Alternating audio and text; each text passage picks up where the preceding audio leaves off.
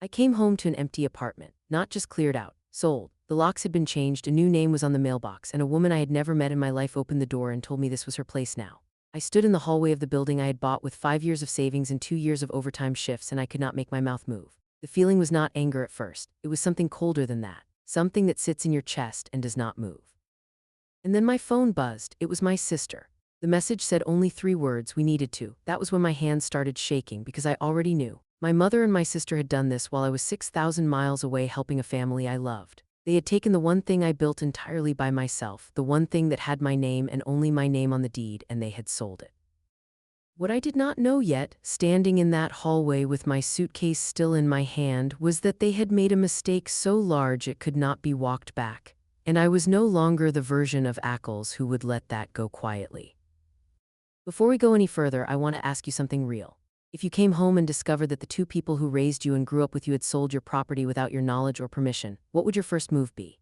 Would you confront them immediately, or would you go silent and start gathering everything first? Think about that as you listen to this story, because the choice Ackles made in that hallway changed everything that came after it. My name is Ackles. I am 34 years old. I'm a structural project coordinator, which means I spend my working life making sure that buildings go up correctly, that timelines hold, that nothing gets missed. I'm good at my job because I am the kind of person who reads every document twice, who keeps copies of everything, and who never assumes that someone else is handling something important unless I have seen proof with my own eyes. I'm telling you this not to brag, but because it matters for the story.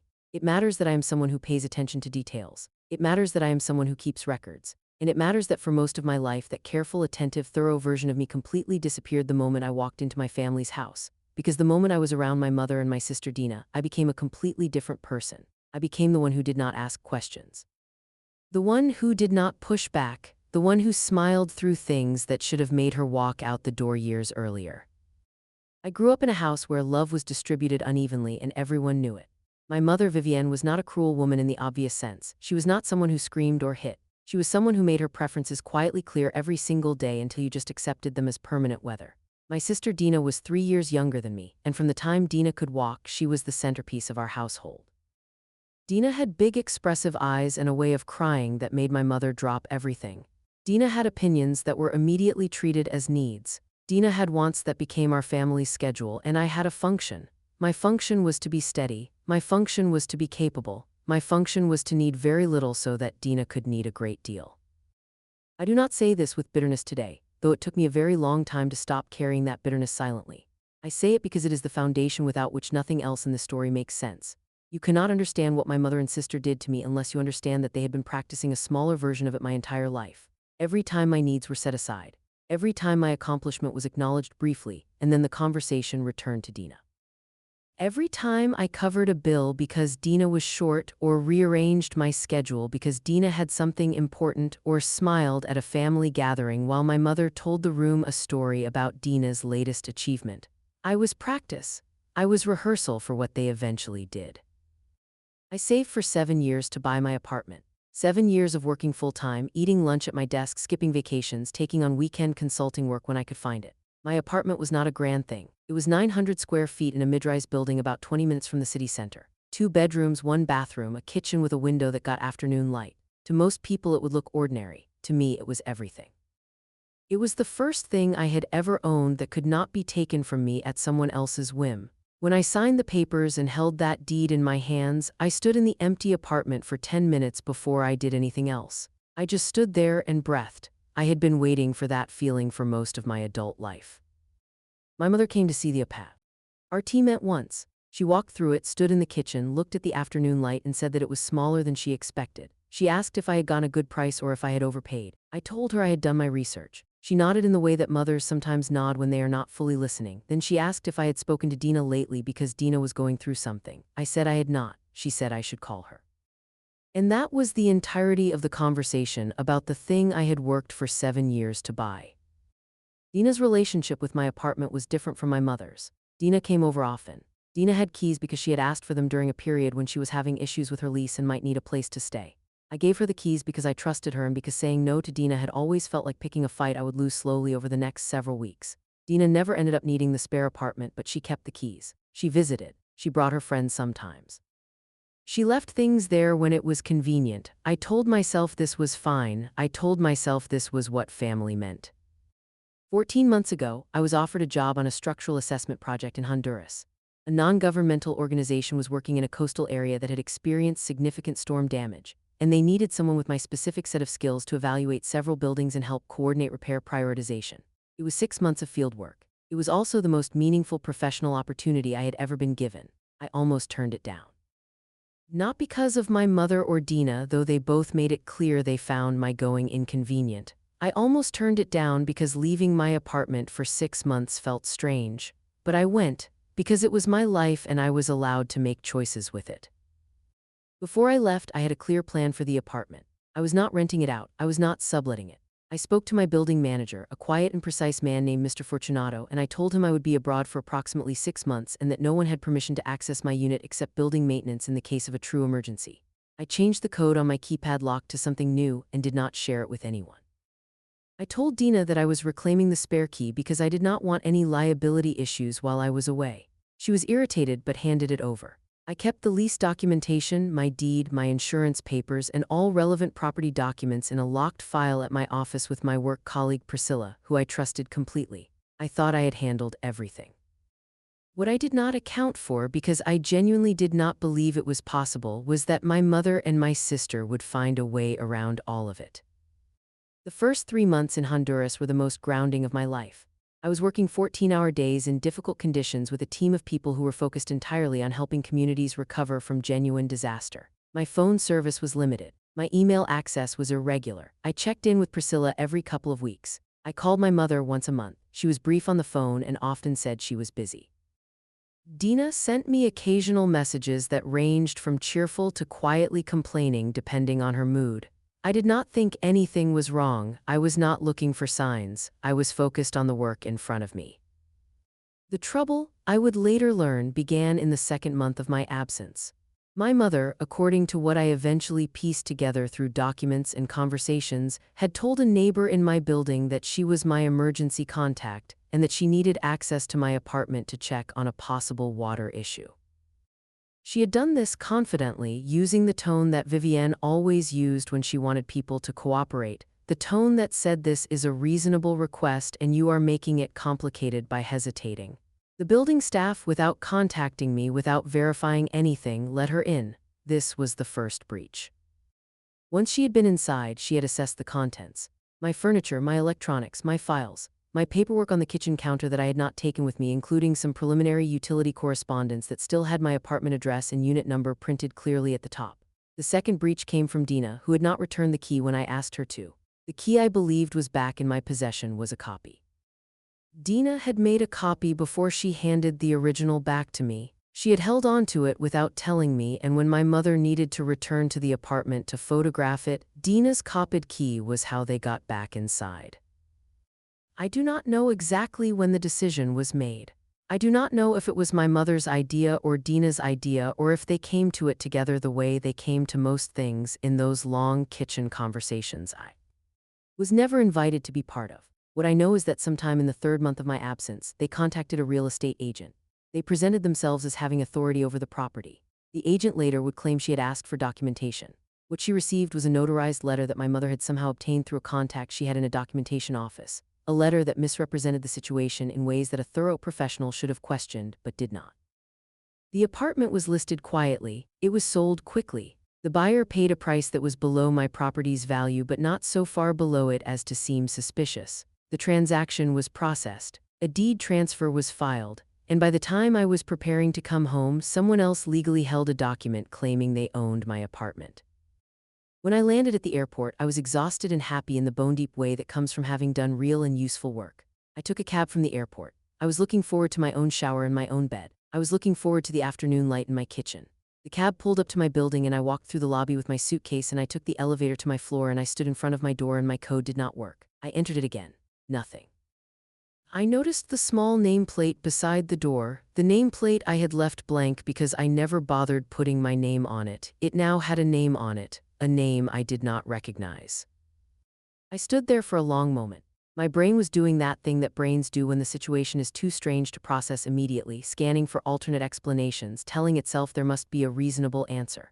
Maybe the building had done some kind of system reset. Maybe there was an administrative mix-up. Maybe I had come to the wrong floor. I checked the floor number. I checked the unit number. I knocked on the door.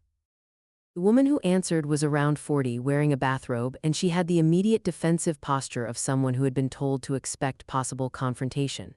She said her name was Rosalind. She said she had purchased this apartment 3 months ago. She said she had all her paperwork and she would prefer I spoke to her lawyer if I had any questions. And then she closed the door. I sat down on the floor of the hallway. I sat on the floor of the hallway of the building where I owned an apartment, next to my suitcase that still had a Honduras customs tag on the handle, and I made myself breathe very slowly. And then my phone buzzed. Dina's message, 3 words. We needed to. I stared at those 3 words for a very long time, and then something happened inside me that I can only describe as a kind of clarification. Everything went quiet. The shaking in my hands stopped. And I became the version of myself that I was at work, the one who reads every document twice, the one who keeps copies, the one who does not assume anything unless she can see proof. I stood up, I picked up my suitcase. I did not call my mother, I did not respond to Dina. I went to a hotel 2 blocks away, checked in, and opened my laptop. I called Priscilla first. It was late, but she picked up because Priscilla has always been the kind of person who picks up. I told her what I had found. There was a silence, and then she said, "Stay calm, I have everything, come to the office first thing in the morning." I said I would. I did not sleep that night. I lay on the hotel bed and I thought through every document I had filed, every record I had kept, every piece of correspondence I had generated in the process of buying and owning that apartment, and I began building a list. In the morning, I went to Priscilla's office. She had my locked file ready. We spread everything out on the conference table, my original deed, my mortgage clearance documents from 2 years prior when I had paid off the loan early, my utility histories, my building correspondence, my insurance policy. Everything was clean and clear and dated and in my name. Priscilla had also done something overnight that I had not asked her to do, but that I was immediately grateful for.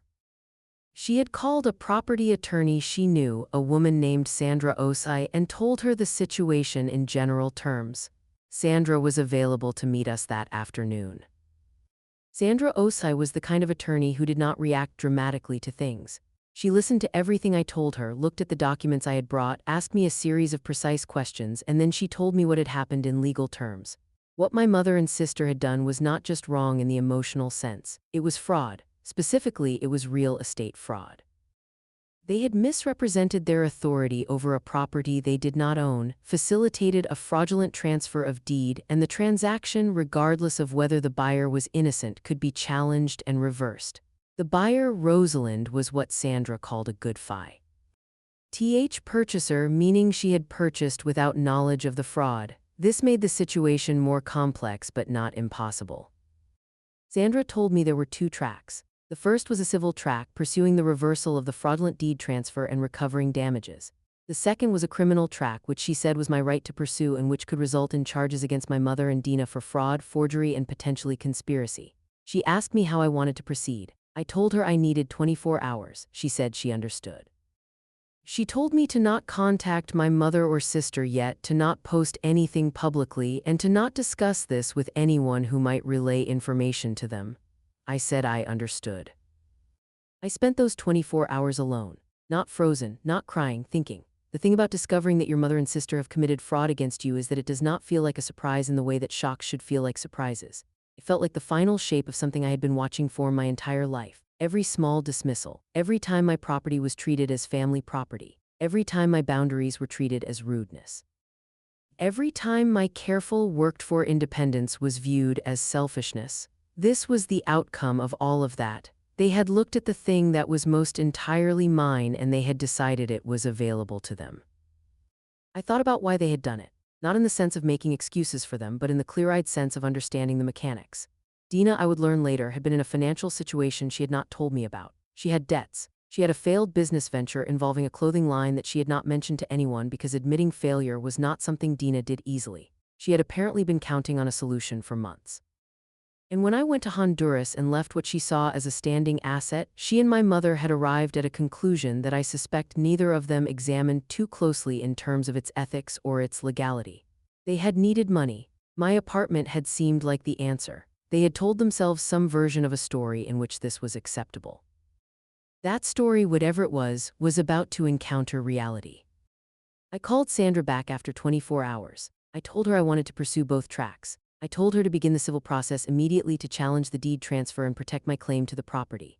I told her that regarding the criminal track, I wanted to document everything thoroughly and I would make a decision about whether to proceed with formal charges after the civil situation was further along.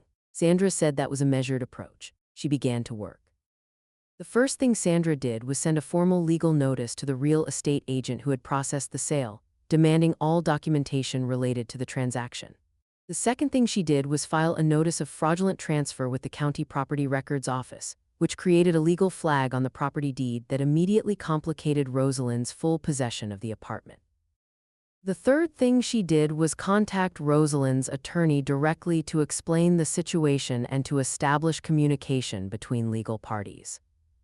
I had still not contacted my mother or Dina. It had now been 4 days since I had arrived home. I knew that Dina had sent 2 more messages asking me to call her. I knew because my phone registered them. I did not read them fully. I did not respond. What I did instead was begin gathering supplementary evidence. I went to Mr. Fortunato, the building manager, and I told him what had happened. He was visibly shaken. He confirmed that my mother had come to him claiming to be my emergency contact, that he had let her in twice, and that he had not been given authority to do so in writing. He was cooperative and apologetic, and I could see that he was afraid of the liability that was now coming toward his building management company. I told him I would need a written account of both of her visits. He provided it within the day. I also tracked down the documentation office through which my mother had obtained the misrepresenting notarized letter. This part took longer. This part required Sandra sending formal requests and following a paper trail that twisted through 2 clerical offices and eventually led to a retired notary who had done my mother a favor he should not have done. That connection became significant later. On the 6th day, my mother called me. I let it go to voicemail. Her message was careful. She said she had heard I was back. She said she hoped my trip had gone well. She said she wanted to talk when I was ready, that there were some things she wanted to explain, and that she hoped I would keep an open mind. Her voice was calm. She sounded like someone who had prepared what to say. I saved the voicemail. I sent it to Sandra. On the 7th day, Dina sent a longer message. This one was less careful. Dina wrote that she knew I must be upset and that she understood that, but that the situation had been an emergency, and she needed me to remember that family comes first and that the apartment would have just been sitting there empty for months and that she and Mom had planned to pay me back as soon as things settled. She said she hoped I would not do anything drastic. She used the word drastic. I read the message twice. I photographed it. I sent it to Sandra. And then I put my phone down and I made myself a cup of tea and I sat at the small desk in my hotel room and I felt, for the first time since coming home, something very close to calm. Because the message from Dina told me everything I needed to know about how they had framed this to themselves. They had told themselves it was a loan. They had told themselves I would be paid back. They had told themselves that my apartment sitting empty was a resource going to waste, and that their need was greater than my right to have things left alone. They had not once, in all of that framing, acknowledged that they had no legal right to touch what was mine. And they were now hoping that by invoking family and by using the word drastic, they could pull me back into the version of me that went quiet. That version of me no longer existed. Sandra's initial civil filing moved quickly once the documentation was assembled. The real estate agent, upon receiving Sandra's formal request for transaction records, responded through her own lawyer and provided a full file. What that file contained was both damning and clarifying. The notarized letter my mother had used to establish false authority was the critical document. It claimed that my mother had power of attorney over my affairs during my time abroad. I had never signed a power of attorney. I had never authorized one. The letter was fraudulent from its foundation. The notary who had signed it had done so based on what my mother told him without seeing or requesting the actual power of attorney document because the actual power of attorney document did not exist. The notary had committed a professional violation that he was now going to have to answer for. He eventually did. Rosalind's attorney, to her credit, was straightforward once the situation was clear. Rosalind had purchased the apartment in good faith and had done nothing wrong. But she had purchased an apartment that had been fraudulently sold, and the legal system has a process for exactly that situation. What it would mean practically was that the transaction would be reversed. Rosalind would receive her money back, plus damages, and the money would come from wherever the sale proceeds had gone. The sale proceeds had gone to my mother and to Dina. This meant that Rosalind would be pursuing them, not me. My role in that part was as a witness and a claimant in my own right. I was also going to receive my apartment back, along with compensation for the months I had been displaced. There is a moment in every complex situation where the weight of it becomes real, not in a legal sense, but in a human sense. For me, that moment came about 2 weeks in when I was sitting in Sandra's office reviewing the sequence of events on a timeline she had drawn up, and I looked at the entry that said my mother had first entered my apartment and photographed it, and I thought about her doing that. I thought about her walking through my home, my 900 square feet that I had worked 7 years to own, and looking at it not with pride for her daughter but with calculation. I thought about what she must have been thinking. I thought about whether she had felt any conflict at all or whether she had simply seen a problem and a solution and acted without hesitation. And I thought about every single time I had stood in that apartment and felt safe, and how that feeling had been built on a foundation that my own mother had been willing to remove without asking me. I cried in Sandra's bathroom. I want to be honest about that. I'm telling you this story as someone who eventually handled it with clarity and strength, but I am also telling you as someone who is a real person, and there were moments in that period where the grief was not abstract. It was specific and sharp and sat right behind my eyes for days at a time. I cried in Sandra's bathroom, and then I washed my face and I went back to the table and I kept going. My mother and Dina, meanwhile, had begun to understand the shape of what was happening. Their first indication came when they received the legal notice Sandra had filed. Dina called me 9 times in one day. I did not answer. My mother sent a long email that alternated between explaining, justifying, apologizing, and in the final paragraph warning me that taking legal action against my own family would be something I regretted for the rest of my life. The warning was delivered in the quiet voice of someone who had spent decades knowing that that voice worked on me. I read the email, I forwarded it to Sandra. I did not respond. Dina then did something that surprised me, not because it was out of character but because it was so transparent. She posted on social media. She did not mention my name or my apartment directly. She posted a long caption about how painful it was when family chose legal processes over love, when people you had known your whole life treated family members as adversaries instead of coming to the table to talk things through. Several relatives commented with sympathy. One aunt sent me a private message asking if I was okay and if I would consider sitting down with everyone to resolve things quietly. I was not angry at the aunt. She did not know the full story. She was working from the fragment Dina had offered her, but I was clear about my response. I wrote back to my aunt calmly and in detail, and I told her exactly what had happened. I told her about coming home to find my apartment sold. I told her about the fraudulent power of attorney. I told her about the deed transfer. I told her that I had not chosen legal processes over love. I had chosen legal processes over fraud, and those were two very different things. My aunt went quiet after that. The social media sympathy from relatives dried up noticeably in the following week. I do not know what conversations happened behind closed doors, but Dina stopped posting about it publicly. Sandra had filed the civil claim formally by this point. The process of reversing a fraudulent deed transfer requires demonstrating several things in court, and Sandra was meticulous about establishing every element. She had my original deed. She had the title history showing clear and unbroken ownership in my name. She had Mr. Fortunato's written statement. She had the documentation office's records showing how the false notarized letter had been produced. She had the phone records I had pulled showing that I had not called my mother or Dina for weeks before and after the sale, which directly contradicted any claim that I had been informed or had approved of anything. And she had Dina's message, the one where Dina had called it an emergency and said they planned to pay me back, which functioned as an admission that they had taken something they knew was not theirs to take. The legal process moved in stages over the following months. I was still living in the hotel when the first hearing happened. The hearing was procedural, establishing the basis of my claim and the timeline of the fraudulent transfer. My mother and Dina attended with their own attorney, a man named Hollies whom they had apparently hired quickly and who seemed somewhat underprepared for the documentation Sandra brought to the table. My mother sat across a conference room table from me for the first time since I had come home from Honduras, and I watched her face move through several expressions, and none of them were the ones that would have meant she understood what she had done. She looked cornered. She looked frustrated. She looked at one point like she was considering whether to cry. She did not look remorseful.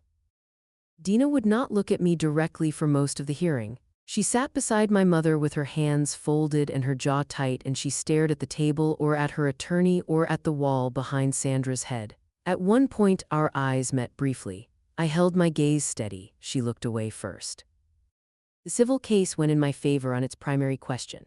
The deed transfer was ruled fraudulent. The apartment was returned to my name. The process took 4 months from filing to final ruling. During those 4 months I lived in that hotel. I worked remotely when I could. I went back to the project in Honduras for another 3 weeks to finish some final assessments because the work mattered and because my personal crisis was not their crisis. When I was in Honduras the second time, Mr. Fortunato sent me a photo of the nameplate beside my door. He had removed Rosalind's name and put a small handwritten note there that said Unit 7 with a tiny drawing of a key. It made me laugh for the first time in weeks. Rosalind, having had the transaction reversed, received her full purchase price plus damages from my mother and Dina. This was a financial consequence my mother and sister had not fully anticipated. Dina had already spent her portion of the sale proceeds. My mother had used part of her portion and had the rest in a savings account. What Rosalind and her attorney recovered left both of them in significantly more difficult financial positions than they had been in before this entire situation began. The clothing line debt that had driven Dina to this decision in the first place was now accompanied by additional legal judgment debt.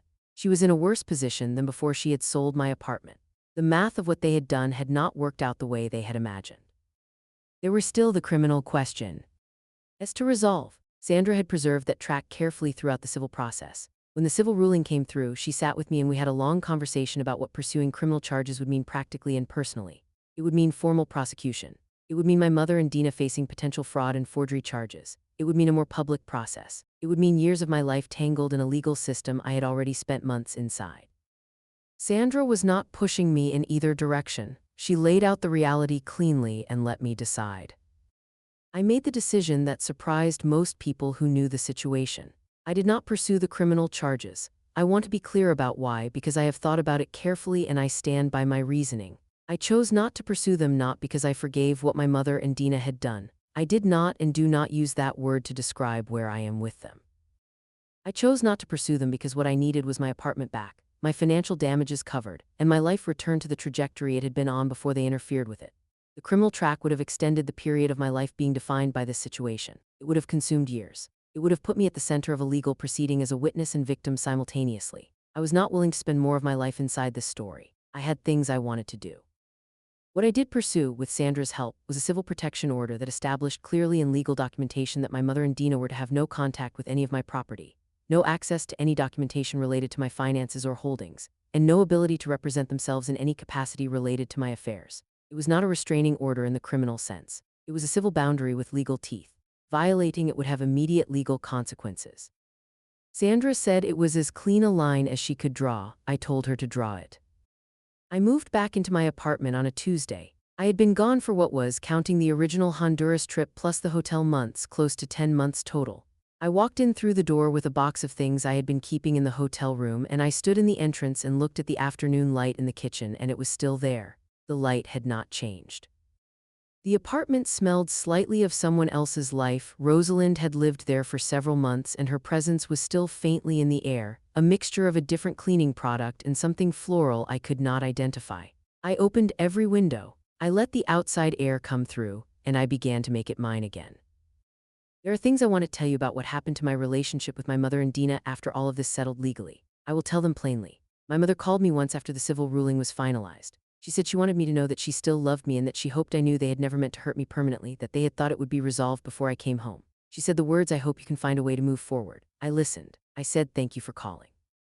And then I said that I hoped she understood that moving forward for me meant a life in which I would not be in contact with her or with Dina. She was quiet for a moment, and then she said that seemed very extreme. I told her that it was the boundary I needed and that I had made the decision carefully and that it was final. She said she did not know what she had done to deserve this. I did not answer that. There was no answer that would have helped. I said goodbye, and I ended the call. Dina never called. Dina sent a final message, months after everything was resolved, that said she was sorry things had gotten so far out of hand and that she missed me and that she hoped we could talk someday. It was a message that was written in the language of regret without being specific about what she was regretting. She was sorry that things had gotten out of hand. Not sorry that she had copied a key without telling me. Not sorry that she had helped list an apartment she had no right to list. Not sorry that she had sent me a 3-word message while I was standing in the hallway of my own building, unable to open my own door. She was sorry things had gotten complicated. That is a different kind of sorry, and it is not one I have any obligation to accept.